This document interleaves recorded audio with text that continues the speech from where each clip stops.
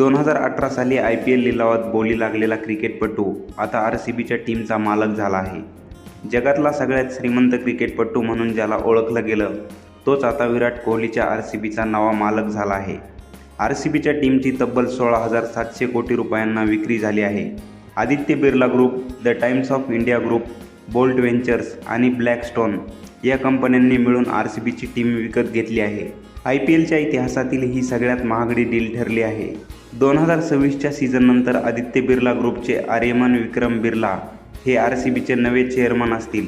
आर्यमन बिर्ला हे IPL 2018मध्ये Rajasthan Royals टीमचा भाग होते. तसंच त्यांनी भारतामध्ये प्रथम श्रेणी क्रिकेटही खेळलं आहे. आर्यमन बिर्ला हे भारतातील 8वे श्रीमंत उद्योगपती कुमार मंगलम बिर्ला यांचे पुत्र आहेत. आर्यमन बिर्ला यांना लहानपणापासूनच क्रिकेटची आवड होती. तसंच भारताकडून क्रिकेट खेळायचं हे आर्यमन बिर्ला यांचं स्वप्न होतं.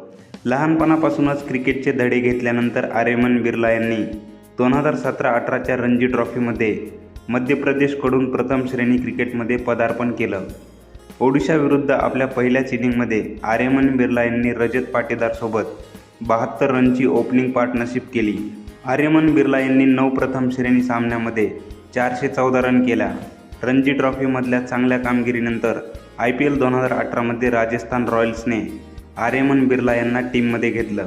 राजस्थान रॉयल्ससोबत 1 वर्ष राहिल्यानंतर आर्यमन बिर्ला यांनी त्यांच्या क्रिकेट करिअरला रामराम ठोकला. मानसिक आरोग्याच्या समस्यांमुळे 2019 साली आर्यमन बिर्ला यांनी क्रिकेटमधून निवृत्ती घेतली. यानंतर आर्यमन बिर्ला कौटुंबिक व्यवसाय वाढवण्यासाठी काम करायला लागले. आर्यमन बिर्ला हे तब्बल 70,000 कोटी रुपयांचे मालक आहेत.